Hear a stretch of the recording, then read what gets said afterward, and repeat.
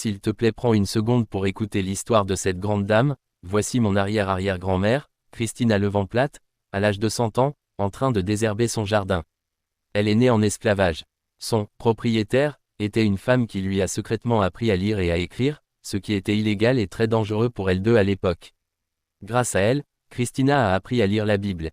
Elle a eu 11 enfants, mais en a perdu 2. L'un de ses fils est devenu l'un des premiers avocats noirs des États-Unis. Elle a envoyé ses 4 garçons à l'université à Boston, un exploit exceptionnel pour l'époque. Elle est décédée 5 ans avant ma naissance, mais je l'aime comme si je l'avais connue.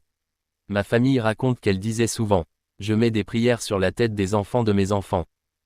Et visiblement, cela a porté ses fruits.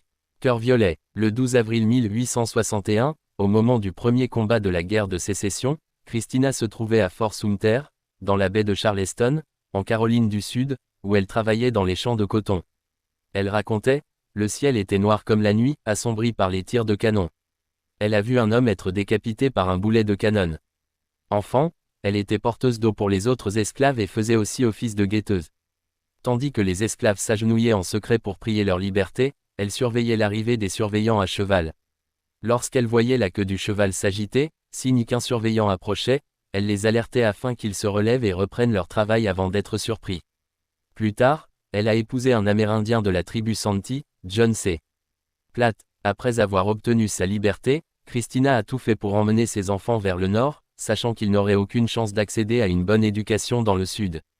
C'était sa priorité absolue. Elle est décédée à 101 ans, en 1944, dans la maison qu'elle et son mari avaient construite à Medfield, dans le Massachusetts, devenant ainsi la première famille noire à s'y installer.